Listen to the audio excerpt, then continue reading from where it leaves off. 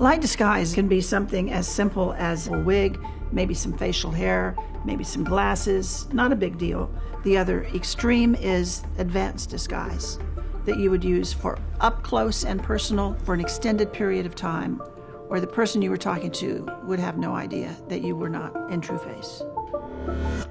Why do nations feel compelled to spy on a country often labeled as poor on the international stage? Africa is frequently branded as such by Western powers. But recently, a spy was apprehended for orchestrating a militia against African interests. This raises questions. What motivates such keen interest in impoverished Africa? What secrets are they seeking to uncover? And who authorized the deployment of this spy? Let's find out.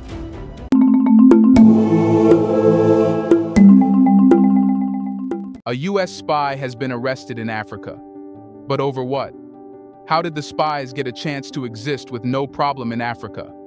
How did Africa become a safe shelter for spies? In a news that has stirred international attention and raised numerous questions, a U.S. spy has been arrested in the Central African Republic CAR.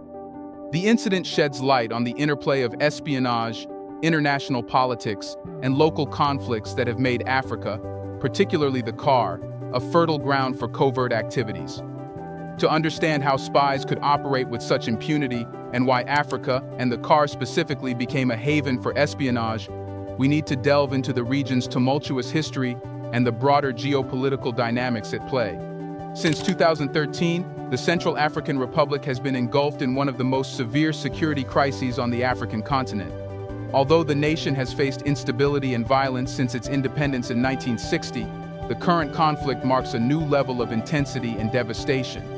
The origins of this turmoil can be traced back to the Seleka, a coalition of armed groups from the north, which launched a rebellion in 2013. This uprising culminated in a coup that ousted then-President François Bozizé and saw Seleka leader Michel Djotodia ascend to the presidency. Djotodia's presidency, however, was short-lived. The Seleka faced fierce opposition from various armed groups, plunging the country into further chaos as factions vied for control. Despite attempts at stabilization through elections in 2016 and 2020, which brought the current president Faustin Archange Touadéra to power, violence persisted. Former President Bozizé's supporters formed new alliances to contest the government, exacerbating the conflict. In such a volatile environment, the CAR has become a microcosm of larger geopolitical struggles. Various international actors have vested interests in the region, often leading to a complex web of alliances and enmities.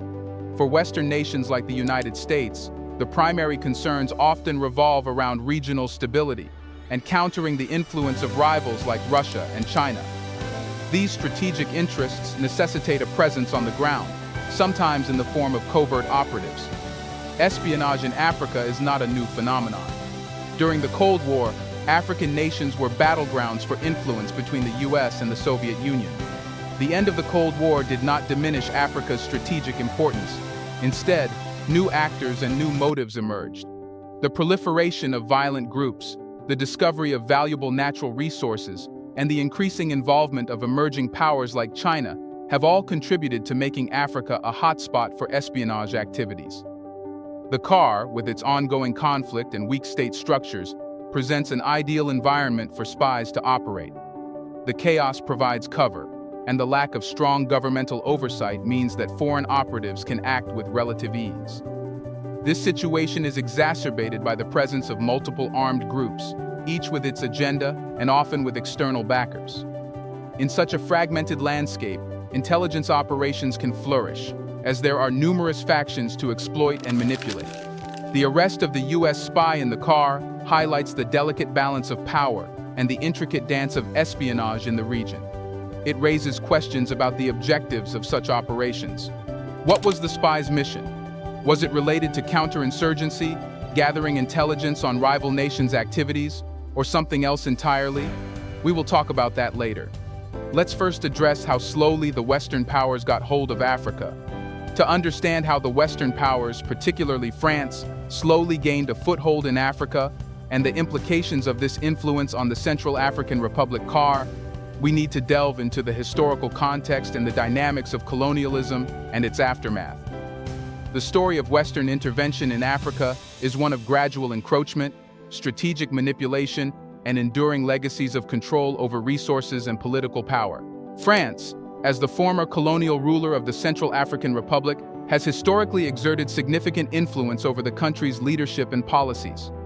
This began during the colonial period when European powers carved up Africa at the Berlin Conference of 1884-85, with little regard for existing ethnic, cultural, or political boundaries. The primary motivation for this scramble for Africa was the exploitation of its vast natural resources, including minerals, timber, and, in the case of Car, diamonds and uranium. During colonial rule, France established systems of governance, trade, and education that entrenched its influence. African colonies were economically structured to serve the needs of the metropole, exporting raw materials and importing finished goods, thereby creating a dependency on European markets and technology. In Car, this pattern was established through policies that prioritized resource extraction for the benefit of French companies. When Car gained independence in 1960, the transition was more nominal than substantive. France maintained its influence through a network of political and economic ties, often referred to as France-Afrique. This system involves supporting friendly regimes, providing military aid, and ensuring that French companies retained access to strategic resources. The first president of Car, David Dacko, was a close ally of France, and his leadership was emblematic of the neo-colonial relationship between the two countries. Here's a reminder to please like and share the video and subscribe to our channel to watch more videos on Black culture, history, civilization, and identity. Let's continue now. France's involvement in Car has often been marked by direct and indirect interventions. For instance, when Jean Bedel Bokassa, a former army officer, staged a coup in 1966, he initially had the tacit approval of France. Bokassa's regime, which became increasingly brutal and corrupt, was eventually toppled in a French-supported coup in 1979. This pattern of supporting and then withdrawing support from local leaders based on their alignment with French interests has been a recurrent theme in Car's political history. France's enduring interest in Car is largely driven by the country's wealth and natural resources. Uranium, in particular, is of strategic importance for France's nuclear energy program. The French multinational company Areva, now Orano, has been involved in uranium mining in Car, highlighting the direct economic stakes that France has in the country's stability and governance. This interventionist approach has often involved supporting leaders who would facilitate French interests, leading to a cycle of dependency and conflict. French military interventions such as Operation Barracuda in 1979 and Operation Sangaris in 2013 were ostensibly aimed at restoring order, but also served to protect French economic and strategic interests. Recent developments, however, suggest that France is not the only foreign power involved in Car's turmoil. The presence of multiple foreign powers in Car has complex implications. On one hand, it brings investment, infrastructure development, and political support that can contribute to stability and growth. On the other hand, it can exacerbate conflicts, as different factions align with different foreign backers, leading to a fragmented and often volatile political landscape. One of the most significant consequences of this foreign involvement is the perpetuation of dependency. Car's reliance on foreign military and economic support undermines its sovereignty and ability to independently govern its affairs. This dependency is a legacy of colonialism, where the structures of power and economy were designed to benefit the colonial powers rather than the local population. The intersection of local conflicts and international interests often leads to a situation where foreign powers are more concerned with their strategic and economic goals than with the well-being of the local population. And this is exactly where the spy comes into the scene. In May, Mr. Martin Joseph Ferra was arrested, marking a pivotal moment exposing a labyrinthine network of international espionage. Ferra, a Belgian national with Portuguese heritage, found himself in the crosshairs of Car authorities, detained amidst startling revelations that would ripple across diplomatic corridors and intelligence agencies worldwide. The arrest unveiled a startling array of identities and affiliations held by Ferra, including possession of multiple passports and his purported association with the American NGO FHI 360. What initially appeared as altruistic humanitarian efforts soon unraveled into a covert operation of intelligence gathering.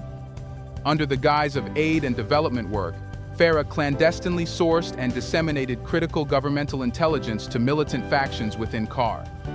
This cloak-and-dagger affair, orchestrated with meticulous precision, aimed not only to subvert local authorities, but also to advance foreign agendas, notably those aligned with the strategic interests of the United States. As the legal machinery in Bangui sprang into action, the gravity of FARA's alleged transgressions became starkly apparent. Official charges leveled against him by the prosecutor's office painted a damning portrait: conspiracy with armed insurgent groups, incitement of rebellion, and the falsification of official documentation. These charges were not merely legal formalities, but pointed to a calculated scheme to sow discord and instability within CAR's fragile socio-political fabric.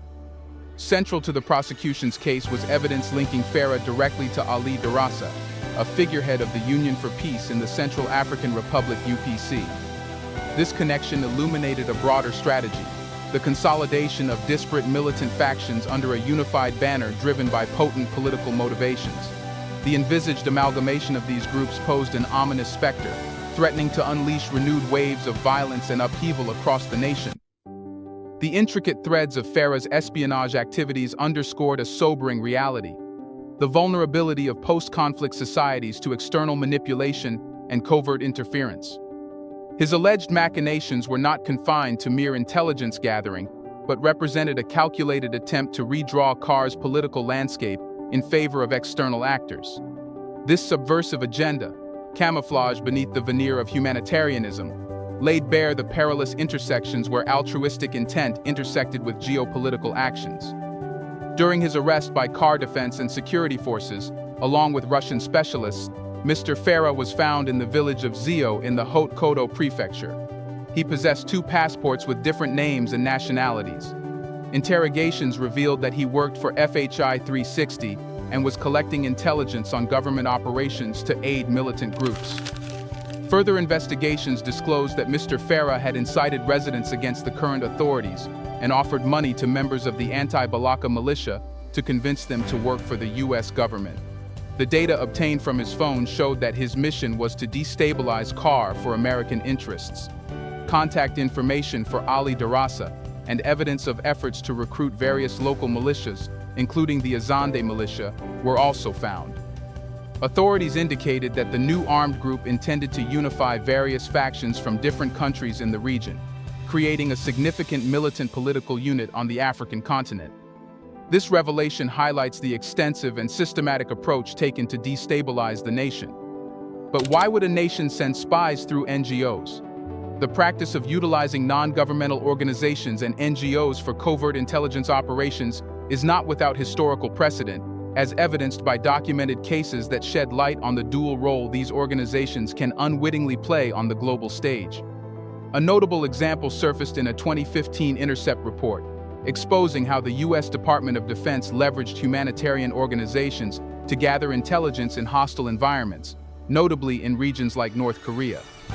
These NGOs, ostensibly dedicated to providing aid and support to vulnerable populations, operated under a cloak of secrecy, their humanitarian missions serving as convenient covers for clandestine espionage activities.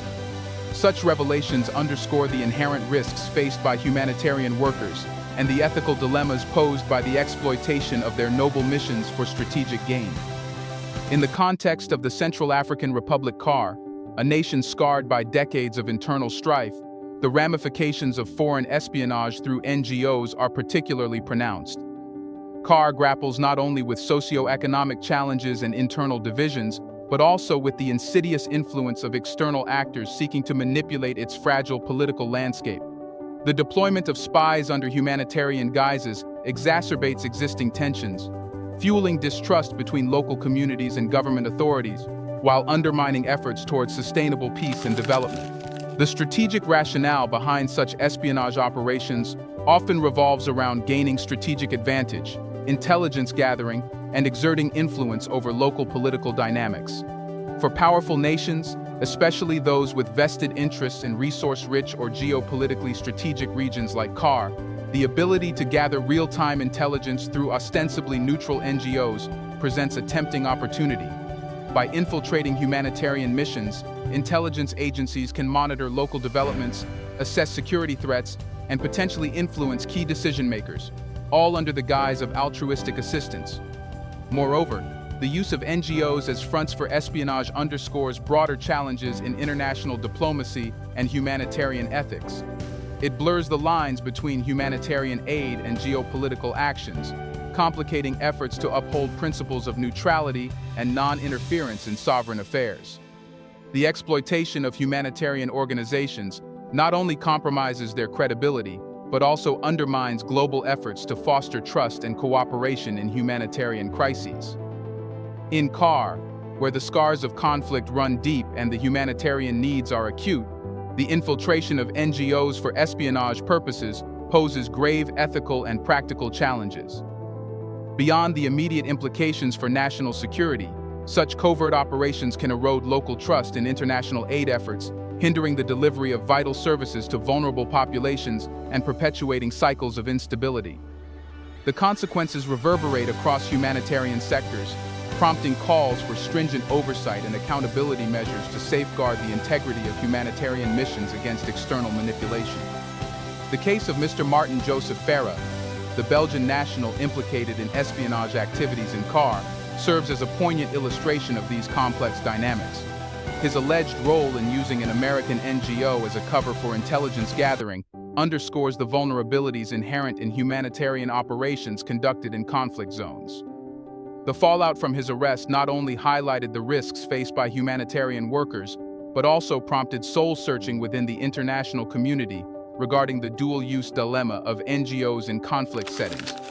To comprehend why nations resort to such clandestine tactics, one must acknowledge the strategic imperatives driving geopolitical rivalries and national security doctrines. In a global landscape shaped by competing interests and shifting alliances, the ability to gather timely and accurate intelligence remains a critical asset. By exploiting the perceived neutrality of NGOs, states can gain insights into local power dynamics, anticipate security threats, and advance strategic goals with minimal overt military intervention. Furthermore, the historical context of colonial legacies and neo-colonial influences cannot be overlooked in understanding the motivations behind foreign espionage in post-colonial societies like CAR. Former colonial powers and emerging global players often vie for influence and access to resources in regions historically marginalized or exploited. The deployment of spies under humanitarian cover represents a contemporary manifestation of these enduring power dynamics, where humanitarian principles intersect with geopolitical ambitions. How can Africa make itself safe from spies? Protecting Africa from espionage involves multifaceted strategies that address both internal vulnerabilities and external influences. Investing in robust intelligence agencies and law enforcement capabilities is crucial. African nations can enhance their ability to detect and counter espionage by bolstering cybersecurity measures, conducting thorough background checks on foreign personnel, and implementing stringent protocols for handling sensitive information. Implementing transparent regulatory frameworks for foreign NGOs and aid organizations can help prevent them from being unwittingly exploited for espionage purposes. This includes mandating regular audits, ensuring compliance with local laws, and maintaining clear lines of communication with governmental authorities. Given the increasing digitalization of information and communications, African countries need to prioritize cybersecurity measures. This includes securing government networks, training personnel in cyber defense strategies, and collaborating with international partners to address cyber threats. Also, emphasizing ethical conduct and adherence to international norms in diplomatic and international relations can mitigate the risk of foreign interference and espionage. African nations can advocate for greater transparency and accountability in global governance forums. Raising awareness among government officials, civil society, and the general public about the risks of espionage and foreign interference is essential. This includes educating stakeholders about the tactics used by foreign actors, promoting vigilance, and fostering a culture of cybersecurity awareness. Avoiding over-reliance on a single foreign partner or alliance can reduce vulnerability to foreign influence. African nations can diversify their diplomatic and economic relationships, fostering partnerships based on mutual respect, transparency, and shared interests. Strengthening national unity, promoting inclusive governance, and addressing internal conflicts are critical steps. A cohesive society with strong institutions is less susceptible to external manipulation and espionage. Also, African nations can engage in diplomatic dialogue with foreign governments and international organizations to address concerns about espionage and promote mutual understanding. Building trust through transparent communication channels can help mitigate suspicions and foster cooperation.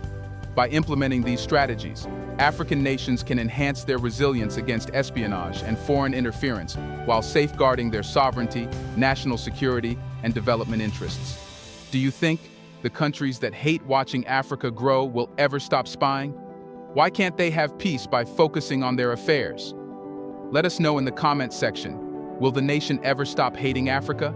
Do you want to watch more videos like this one? If so, subscribe to our channel and press the bell icon next to it. We have decided to bring videos on something nobody talks about: the Black culture, civilization, history, and evidence about how glorious Blacks have been. Thanks for watching, and until the next video, stay tuned.